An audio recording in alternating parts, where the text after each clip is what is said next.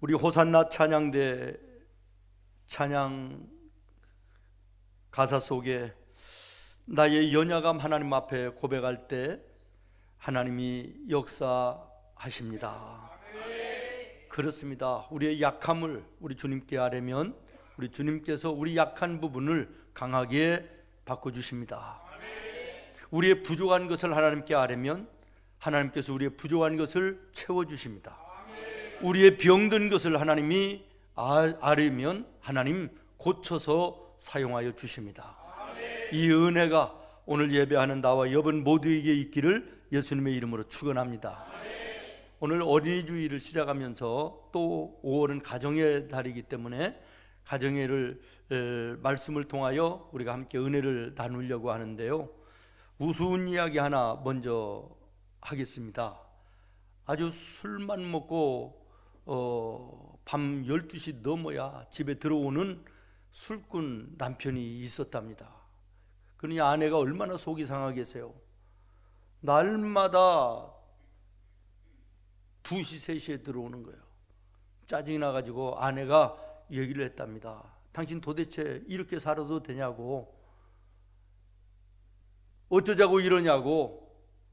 그랬더니 남편이 성질을 내면서 이 시간에 문 연 데는 여기밖에 없으니까 지금 들어오지, 그렇게 얘기를 했다 그래요.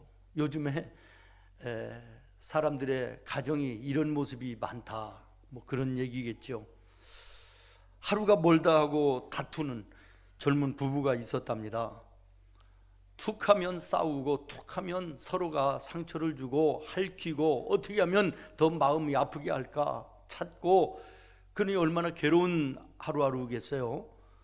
이제 서로가 괴로우니까 그래도 우리가 좀 제대로 살아야 될 텐데 싶어가지고 하루는 남편이 아주 부부 사이가 좋은 노인 부부를 찾아갔답니다. 그리고 여쭈었대요. 그 가서 보니까 마침 노 부부가 같이 식사를 하는데 서로 웃어가면서 밥을 먹는데 너무 아름다운 거예요. 어떻게 하면 우리도 그렇게 살 수 있나요? 그리고 물었더니 할아버지가 2가지를 꼭 한번 어렵지만 해봐라 그러더래요. 첫 번째는 잠자기 전에 아내의 머리를 빗어주고 다음날 출근할 때 아내한테 내 넥타이를 좀 매달라고 이렇게 부탁을 해서 꼭 이것을 한번 지켜보라 그러더래요. 그 안 하던 일이니까 쑥스럽고 힘들기는 했지만 용기를 내서 이제 아내의 머리를 빗겨주는데, 그전에는 몰랐는데 얼굴을 가까이 보니까 너무 안 된 거예요. 옛날에 그 이쁘던 얼굴이 사라지기도 했고, 머리를 보니까 군데군데 하얀 머리카락이 보이는데 마음이 너무 짠하고 찡하면서 아파오는 거예요.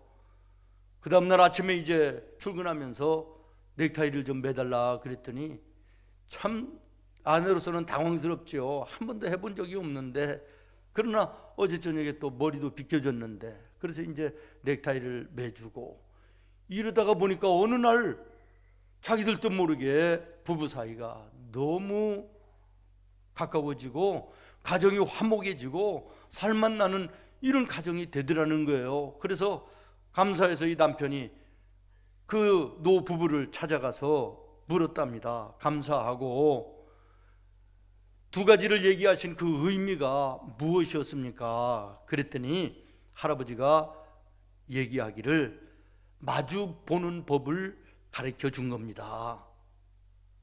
부부라고 하는 것은 마주 보고 있으면 세상에서 가장 가까운 것이지만, 그러나 등을 돌려버리면 지구를 한 바퀴 돌아도 만날까 말까 한 먼 사이이기 때문에 부부가 서로 마주 보는 법을 가르쳐 준 거다, 이렇게 말씀을 하셨다라는 것이에요.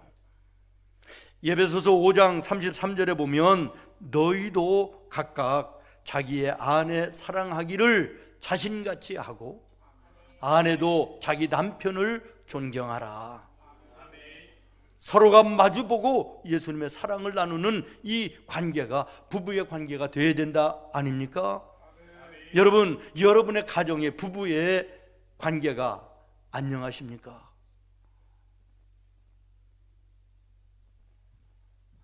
부자자요라고 하는 사자성어가 있더라고요. 부자자요. 다시 말하면 부모는 자식을 향하여 자애로운 마음이 있어야 되고 자식은 부모를 향하여 효심이 있어야 된다라고 하는 그런 뜻이에요. 참 아름다운 말 아닙니까? 성경에도 보면 에베소서 6장 4절에 아비들아 너의 자녀들을 노엽게 하지 말고 오직 하나님의 교훈과 훈계로 잘 양육하라. 또 에베소서 6장 1절로 2절에 보면 자녀들아 주 안에서 너의 부모에게 순종하라. 이것이 옳은 것이다. 너의 아버지와 너의 어머니를 공경하라. 이것이 하나님의 제일 가는 첫째 계명이다. 사랑하는 여러분, 여러분의 가족 간의 관계가 안녕하십니까? 오늘 많은 가정들이 부부간의 관계가 안녕하지 못하고 부모와 자녀의 가족 간의 관계가 안녕하지 못해 가정이 아니라 그야말로 지옥 같은 생활을 하는 사람들 너무나도 많이 있습니다. 사랑하는 성도 여러분, 가정은 하나님이 친히 마련하여 주신 사랑과 행복의 보금자리입니다. 삶의 중심입니다. 생활의 안식처인 것입니다. 그러므로 사람은 가정을 중심에서 살아야 되는 거예요. 하루 일을 마치면 가정으로 돌아가야 돼요. 아무리 힘들고 피곤하고 시달리고 세상에 고통스러운 일을 겪었을지라도 내가 내 가정에 돌아가면 내 가족들이 나를 맞이해 줄 것이고 거기에 위로가 있고 거기에 회복이 있다. 돌아가고 싶은 곳이 되어야 가정인 것이에요. 그런데 오늘 이 시대의 문제가 무엇입니까?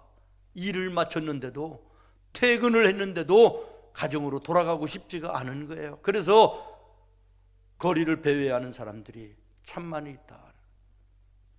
학교를 마치고 학원을 마치고 다 끝났는데도 아이들이 집에 들어가고 싶은 마음이 없어 거리를 배회하는 이것이 이 시대의 문제인 것이에요. 여러분의 가정은 어떻습니까? 여러분, 조그마한 새 한 마리도 날이 저물면 자기의 둥지, 다시 말하면 집을 찾아 돌아가는 것이 미물도 하는 거 아닙니까? 한 번은 미국의 하버드 대학의 조류 연구팀이 연구를 위해서 대서양을 건너가 가지고 영국의 조그마한 섬에 만스라고 하는 그 새를 비행기다가 실어다가 미국에다가 이렇게 놨는데요. 무려 12일 만에, 며칠 만에? 12일 만에 자기가 살던 영국의 그 자리로 돌아가 있다, 그런 얘기예요. 거리로 얘기하면 4,600km였다네요. 이 조그마한 새 한 마리가 12날을 거쳐서 4,600km를 날라 자기 집으로 찾아갔다. 사랑하는 여러분, 미물도 자기의 집을 찾아가는데 오늘 이 시대의 가장들이, 자녀들이 집에 들어가고 싶은 마음이 없다. 이거 얼마나 큰 문제입니까? 사람이 자기 분야에서 아무리 성공을 했을지라도 가정에서 행복을 느끼지 못한다 그러면 그 사람의 인생 80%는 실패했다. 이런 연구 발표가 있었습니다. 반대로 얘기하면 내가 하는 분야에서 실패를 했을지라도 가정에 돌아가 행복을 느낄 수 있다면 그 사람의 인생은 80%가 성공한 것이다. 이런 얘기도 되는 거 아닙니까? 이렇게 가정이라는 것이 중요한 것이다 라는 것이에요. 사람은 가정생활을 통해서 기쁨과 보람과 가치를 느끼고 누리도록 하나님이 만드셨음을 주목하시기를 바랍니다. 하나님이 주신 가정 밖에서 행복을 찾고 인생의 의미를 찾는 사람이 있다면 예수 믿는 사람이 아닙니다. 그러면 이 가정의 꽃과 같은 것이 무엇일까요? 여러분의 가정의 꽃과 같은 것이 무엇입니까? 꽃은 참 아름답지 않습니까? 지금은 어린이 주일이다 그렇게 얘기하지만 제가 어렸을 때만 해도 꽃주일이라고 그랬어요. 꽃주일. 우리 자녀들이 꽃과 같다는 것이죠. 여러분, 여러분의 자녀들이 꽃과 같습니까? 꽃처럼 마음에 여겨지나요? 어떤 분들은 왼수 같다고 여겨지는 분도 있잖아요.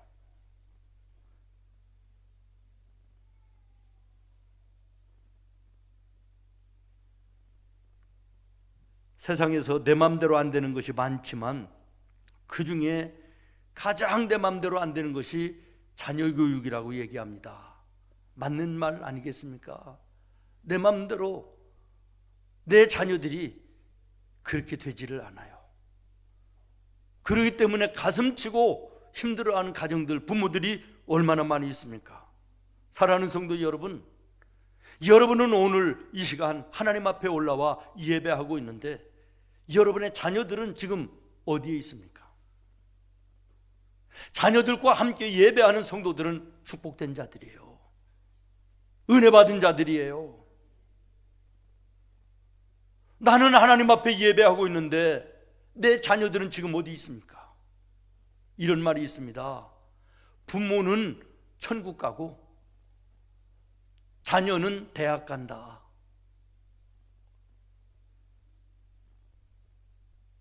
나는 하나님 앞에 나와 예수 믿고 구원받아 천국 가는데 내 아이들은 천국 가는 것보다 좋은 학교 가는 것이 급하고 아르바이트 하는 것이 급하고 돈 버는 것이 급하다. 여러분, 여러분의 자녀들이 여러분의 인생의 영광이며 멸류관임을 기억하십시오. 여러분의 자녀들이 세상에서 아무리 모든 것을 전부 다 얻어서 부귀영화를 누리고 성공했다 할지라도 천국 백성이 되지 않으면 여러분들의 골칫거리예요. 여러분들의 인생의 부끄러움이 된다는 사실을 기억하시기를 바랍니다. 오늘 모세의 가정을 보십시오. 그리고 모세를 보십시오.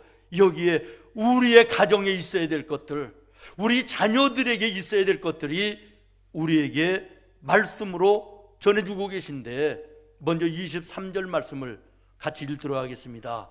시작. 믿음으로 모세가 났을 때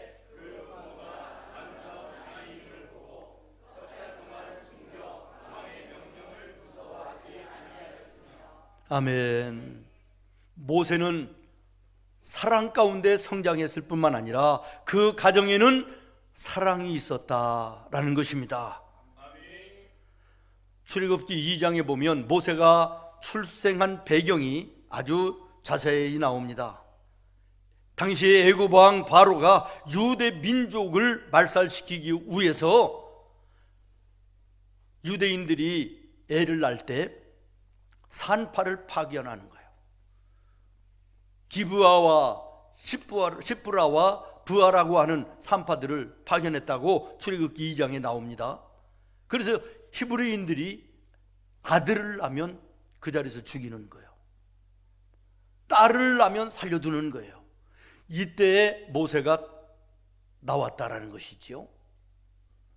그런데 히브리 산파들이, 아니 애굽의 산파들이 모세를 받고 보니까 이 아이가 너무 사랑스러워 보이는 거예요. 이 아이를 죽인다고 하는 것이 하나님 앞에 두려운 거예요. 그래서 손을 대지 못해요. 다시 말하면 산파들의 사랑이 모세에게 시작되었다라는 것이고, 그의 부모들이 오늘 본문 말씀을 보십시오. 탄생한 모세를 보니까 아름다운 아이임을 알아봤다. 예뻤다는 게 아니에요. 잘생겼다는 것이 아니에요. 하나님이 함께 하심이 보여졌다는 거예요. 하나님의 뜻이 여기 이 아이에게 담겨져 있는 것을 발견했다는 그런 얘기예요. 그래서 이 아이는 생명을 걸고 우리가 사랑으로 지켜야 되겠다는 사랑의 마음이 부모들에게 생겨났다는 거예요. 만약에 이 아이를 살렸다는 것을 발각되어지면 그 부모들뿐만 아니라 그 가족 모두가 말살을 당하는 것인데, 생명을 걸고 이 모세를 살렸다는 것입니다.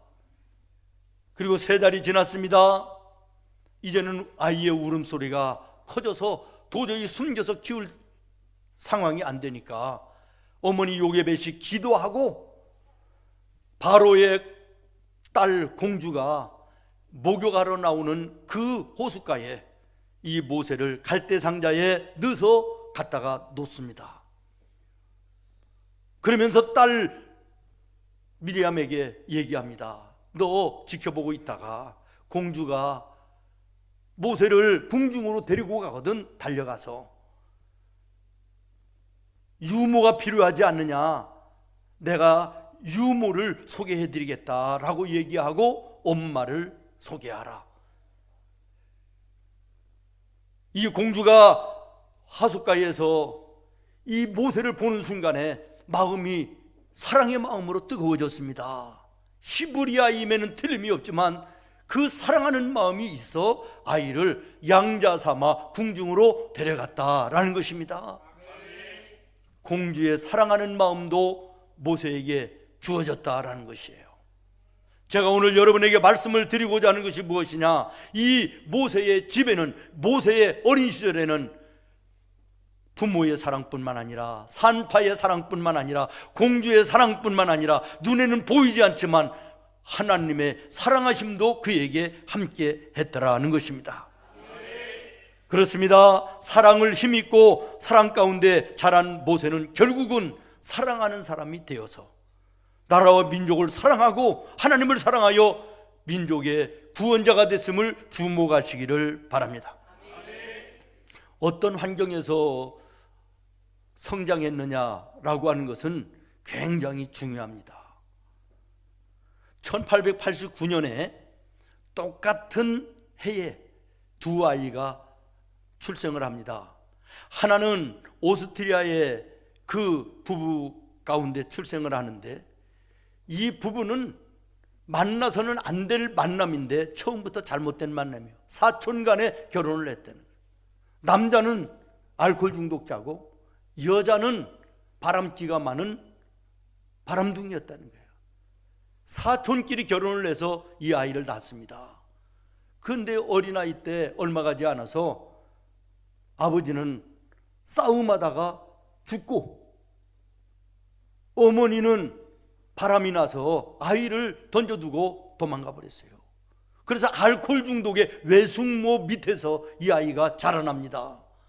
16살 때까지 이 어린아이가 얼마나 마음속에 분함이 있고 삐뚤어졌는지 지역사회의 골칫거리였고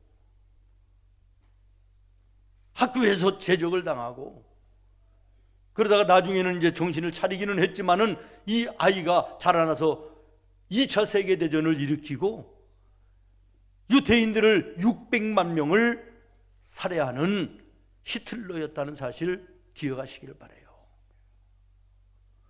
그런데 똑같은 해에 미국 텍사스의 크리스찬 가정에 어린아이가 태어납니다. 부모들의 사랑 가운데, 축복 가운데, 이웃들의, 교회를 가면 성도들의, 모든 사람들의 사랑 가운데 태어나고 축복받으며 사랑받으며 자라는 아이, 훌륭하게 돼서 사관학교에 들어가 장군이 됩니다. 2차 세계대전이 일어났을 때 히틀러를 대적해서 전쟁에서 승리하기도 했습니다. 나중에는 미국의 34대 대통령 아이젠하워, 여러분 잘 아시지 않습니까? 똑같은 해에 태어났는데 자라나오는 환경이 이렇게 엄청난 차이를 가져왔다는 거예요. 나중에 이 두 사람이 죽는 데 있어서 히틀러가 죽었다는 뉴스가 세계에 퍼져나갈 때 여기저기에서 박수와 환호성이 터져나왔다는 거예요. 그러나 아이젠하워 대통령이 죽었다는 뉴스가 나갈 때는 세계 여기저기에 슬픔과 애도의 물결이 있었다라고 하는 것입니다. 여러분, 이 말을 들으면서 무엇을 생각합니까? 나의 가정에 사랑이 있는가? 나는 나의 자녀들을 정말 이 모세의 가정처럼 사랑으로, 부모들처럼 사랑으로 키우고 있는가를 돌아봐야 되겠다라고 하는 것입니다. 모쪼록 여러분의 가정에 하나님의 사랑이 함께하기를 바랍니다. 자녀를 향한 부모의 사랑과 부모를 향한 자녀의 사랑이 하나 돼서 그 사랑이 충만한 가운데 가정의 천국이 이루어지는 은혜가 나와 여러분의 가정이 되기를 예수님의 이름으로 축원합니다. 24절 말씀을 같이 읽겠습니다. 24절 시작.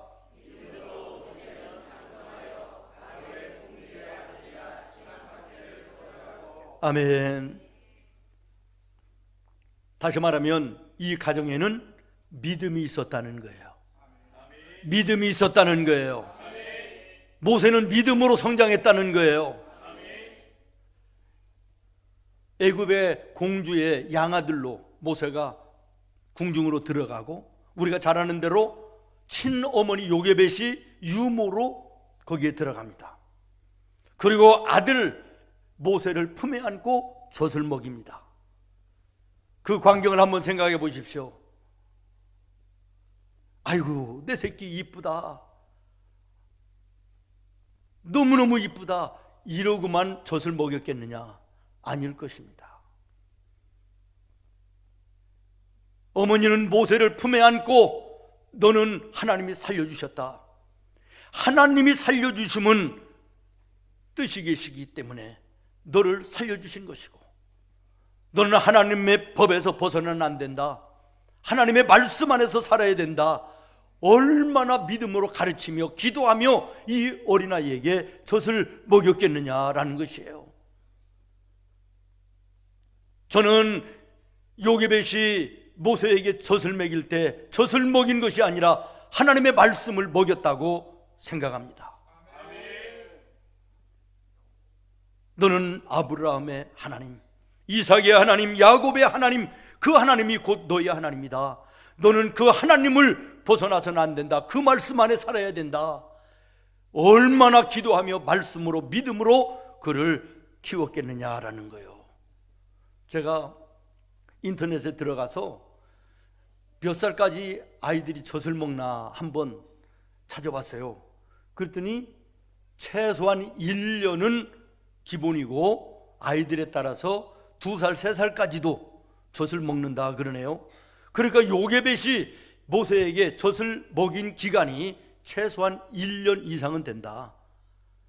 2년, 3년 정도로 본다 그러면 틀린 말은 아닐 것인데, 이미 그 2살 된 아이도요, 들을 것은 다 듣고요, 말할 것은 대략 하더라고요.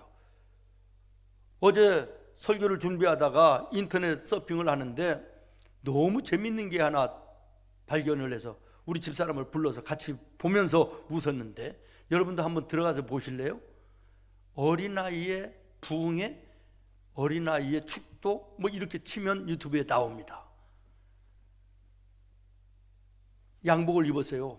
한 2살이나 됐을까? 말도 제대로 못해요. 발음도 잘 안 돼요. 한 2살 정도 된 것 같은데 양복 입고 성경책 앞에 놓고 설교를 하는 거예요. 부흥회를 하는데요, 제대로 해요. 제대로 해요. 찬송 인도를 하는데요, 나보다 더 잘해. 주여 한번 외치고 통성으로 기도합시다. 그리고 주여 부르는데 나보다 훨씬 더 은혜로워. 예배 다 마치니까요, 축도를 하는데 제대로 해요. 제대로.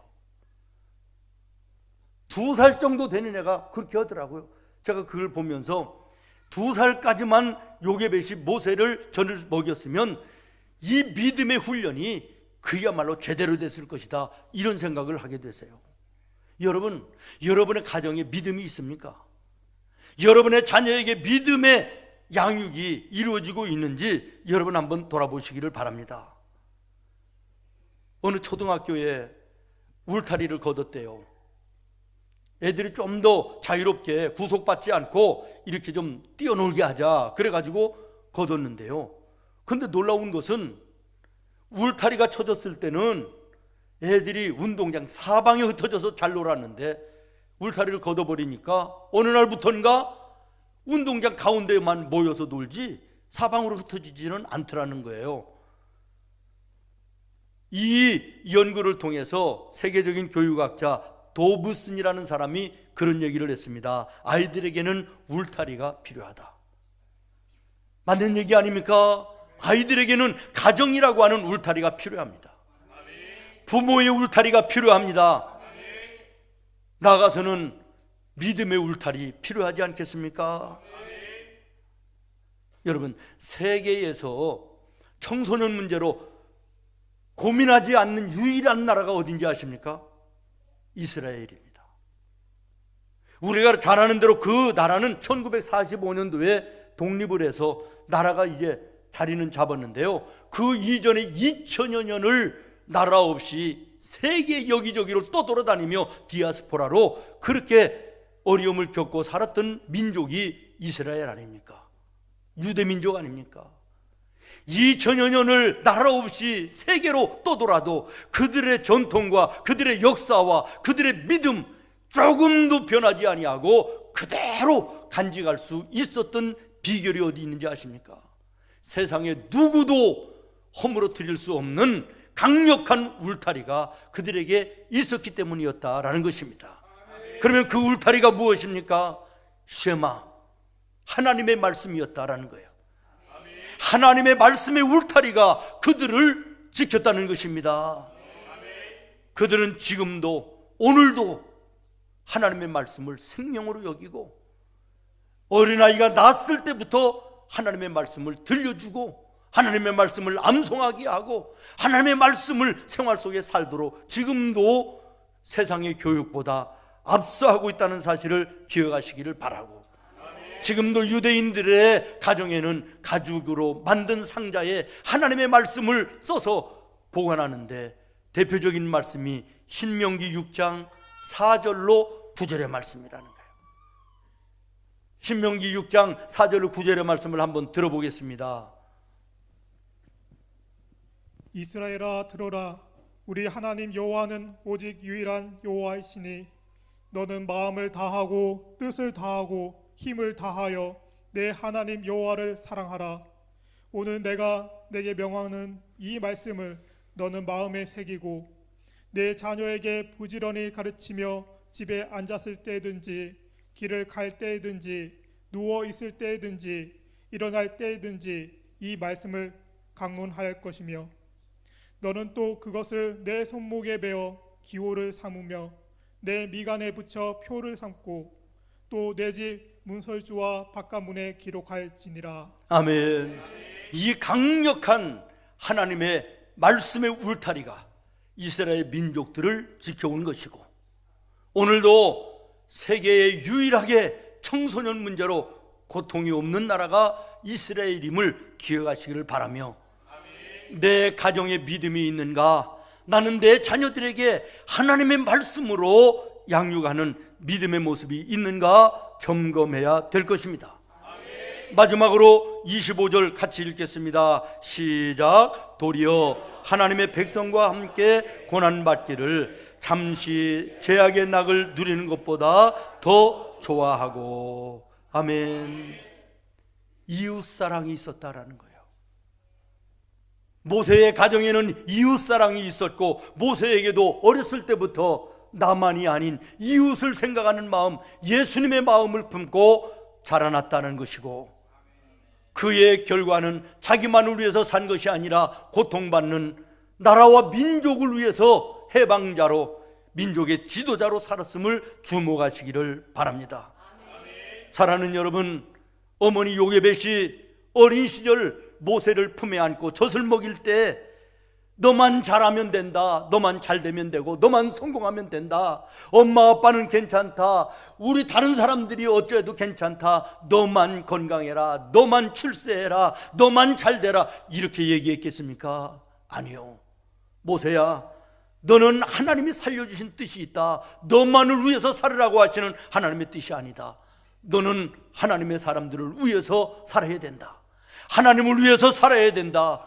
얼마나 많이 가르치고 얼마나 많이 기도했을 것입니까? 여기에서 자라난 이 모세가 나라와 민족의 대지도자가 됐음을 주목하시기를 바랍니다. 보통 부모들과는 달랐다는 것이지요. 여러분, 여러분의 가정에 이웃을 돌보는 아름다움이 있습니까? 우리 집만 되면 된다. 우리 사업만 잘 되면 되는 것이지 남이야 어찌되든, 이런 모습은 여러분의 가정에 없나요? 다른 애들은 몰라도 너만 잘 되면 돼, 너만 공부만 잘하면 돼, 너만 학교에 가면 돼, 너만 출세하면 돼, 이것이 오늘 내 가정에는 없나요? 이것은 예수 믿는 가정이 아닙니다.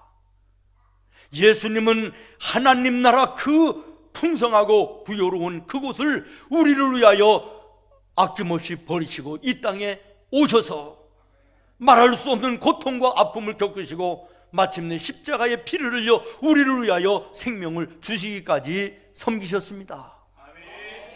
이 예수님의 섬김과 이웃을 돌아보는 아름다운 정신이 오늘 나와 여러분에게 없다면 진정한 예수 믿는 사람이 아니라는 것입니다.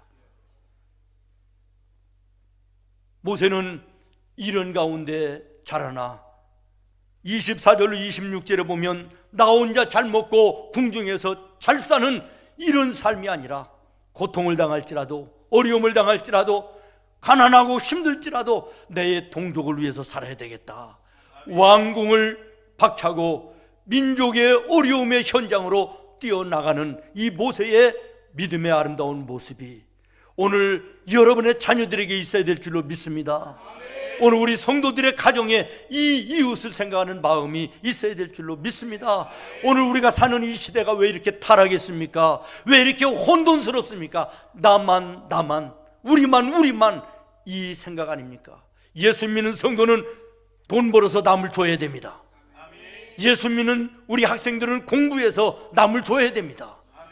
나만을 위해서 사는 인생은 예수 믿는 인생이 아닙니다. 모세의 가정에는, 모세에게는 사랑이 있었습니다. 믿음이 있었습니다. 남을 생각하는 마음이 있었습니다. 이 모습이 오늘 우리의 가정에 있어야 됩니다. 자라나는 여러분의 자녀들에게 있어야 될 줄로 믿습니다. 기도하겠습니다. 하나님,